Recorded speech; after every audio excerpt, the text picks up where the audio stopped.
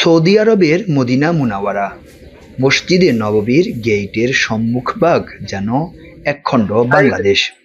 সবাই বলছে বাংলায় কথা। আপনি এখানে কখন আসছেন? ক্রেতা বিক্রেতা উভয়ই বাংলাদেশি।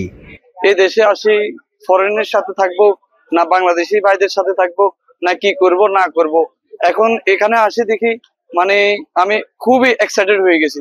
এখানে বাংলাদেশের মতন সবকিছু আছে। জন্য কথাবার্তা বলতে গিয়ে কিছু কিনতে গিয়ে দেখতেছি যে যেন আমরা একটা বাংলাদেশেই আছি। আমাদের আছে আছে সবগুলো চকলেট, কাজু, পিস্তা, বাদাম, আপনার গাওয়া, চকলেট, ট্যাং, দুধ, খেজুর। এখানে বাংলাদেশি গ্রাহক টানতে বিদেশিরাও কথা বলছে বাংলায়। এটা তুমি খেজুর নিচ্ছি, চকলেট নিচ্ছি, তুমি কমতি দাম দিবে, ঠিক আছে। মসজিদে নববীর পাশে একটি খাবার হোটেল, নাম ঢাকা হোটেল। এখানে ক্রেতা বিক্রেতা বাংলাদেশি, রান্নাবান্নায় দেশীয় খাবার, যার কারণে অনেকের কাছে অনুভব হয় না এটির নাম প্রবাস। দেশীয় গরুর গোস্ত এমনকি দেশীয় বাবুচির রান্না খাবার কি সুন্দর দেখেন। সমোসা, পেঁয়াজু, চানাবুট, বাইগনি, পেঁয়াজ, আলুর চপ, মরিচা, নুডলস, সামাই, হালিম, যে সবকিছু পাওয়া যায়। আর বাতের মধ্যে ইলিশ মাছ, রুই মাছ, কাতল মাছ। পবিত্র উমরা ও হজ পালনে বাংলাদেশ থেকে প্রতিদিন মুসলমানরা যাচ্ছেন মক্কায়।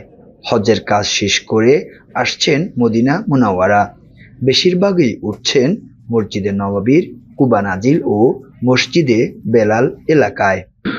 মসজিদে নববীর বিশাল এক কর্মী বাহিনীও তারাও বাংলাদেশি। কাজ যেমনই হোক, তারা সুযোগ পাচ্ছেন রাসূল সাল্লাল্লাহু আলাইহি ওয়াসাল্লামের রওজায় নিয়মিত সালাম দেয়ার। এতেই তাদের বিশাল প্রাপ্তি। এই মদিনা শরীফে আমরা নিয়মিত নামাজ আদায় করি এবং রওজায় নিয়মিত সালাম পেশ করি, বা হাজী সাহেবরা যারা আসে আমাদের বাংলাদেশ থেকে, আমরা তাদের কিছু খেদমত করার সুযোগ আমাদের হয়। এই হচ্ছে সবচেয়ে বড় প্রাপ্তি, যে মসজিদুল নববীর আশপাশে রাসূল সাল্লাল্লাহু আলাইহি ওয়াসাল্লামের আশপাশে থাকা হাজী সাহেবদের খেদমত করা, এটি হচ্ছে বড় প্রাপ্তি। প্রবাসে বাংলাদেশ।